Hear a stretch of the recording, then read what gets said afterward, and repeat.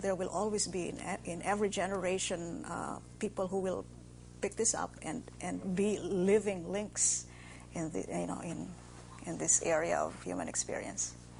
I mean, this is a point I want to go into just very briefly. It's the whole idea of modernity. Yes. That many ways, many of these aspects of our cultures are blocked off because they're perceived as unmodern or actually uncivilized. Yeah, and that sort of thing. How have you noticed? Are we sort of getting better at working through this sort of bias that we've learned from others? Well, it will have to be on a person-to-person basis. We have to realize that, again, traditions are meant to be alive. They're meant to speak about today in the same way that we will always be drawing from, whatever happened in the past to give us light and guidance today. But it has to be a living expression. That's why in that Balileng, the video that we just saw, that is my version of an old song, this Balileng, and I grew up listening to this in Agusan, but it actually comes from the Sama, Tausug region, and I hear that it's very popular as well, even in Kalinga, for instance, and in other parts of Mindanao and the Visayas. I mean, I made new lyrics about the Filipino overseas worker, for instance. This is very, this is a present issue. But to be able to express this using a song, a melody that is familiar, to me, it connects generations. It's part of your cultural DNA, so to speak, and you're helping to transmit it now to other cultures. And by being relevant as well.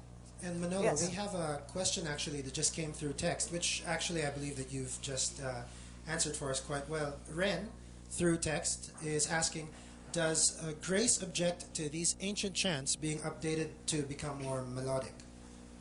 Becoming more melodic? What does that mean? I suppose they're asking perhaps that instead of keeping them to what perhaps Ren might see as pure, you don't have any objection then to, of course, updating all of these? We have to. I think that's the whole modernity thing. Exactly. Right there, And to see culture as something that is, static, unchanging. This is the first thing that we have to correct. And this is the first thing that I learned from my teachers who are elders, that again, they sing each song differently each time. And for instance, if you go into music discussion, some melodies, for instance, in certain parts of Mindanao are akin to, say, melodies from the Arabic region. What is this, It means that our music is really a result of developments in history, of encounters between peoples, between cultures. There is no such thing as an unchanging cultural expression. We have to correct this in our heads, this notion of purity. Purity as if it is something untouched. And that if you touch it, it becomes impure and contaminated. And this is not human expression, because intermarriages, encounters between peoples and cultures have happened since time immemorial. Given all these then, I believe Candy, through text, is asking, do you consider yourself a world artist? What is that? A world artist. Classification in the world music, maybe. Maybe world music. Well, these are labels. These are handles, right? That used by for marketing, for people to understand what you do. And I believe, maybe outside in Europe, in other parts of the West, that they would call somebody like me a world music artist. And if that's how they understand, they're able to understand what I do in a little way, why not? This next question that you're going to read is very interesting to me. Because there's this new Madonna song where there was this sampling there, and there was this enormous debate whether it was a gamelan or a kulintang, and there was this whole question of whether it was a Filipino rendition of these songs. So why don't you read the question? Sure, Manolo.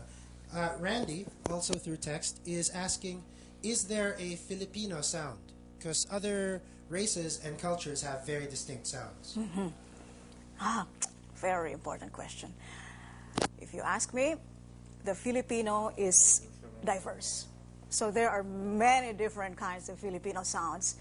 And aside from being diverse, it is dynamic. It's bound to change. What was considered Filipino sound 5 centuries ago is definitely not the same now. So diverse and dynamic. No, but then again, there was this question about how let's say the same set of musical instruments that you will call a gamelan in Indonesia, right? And then they use the same set of gongs, let's say, or similar set of kulintang, and then this whole idea that you can get a little sample for it in a Madonna song. Yeah. And then there's this enormous interest because apparently the guy who was mixing it or helped create the song was a Filipino, and there you go. It's introduced, and everyone noticed the nuances and the difference. So, at the very least, there is a regional sort of vibe going on here. Well, I hope it doesn't stop there. You get curious with a particular sound.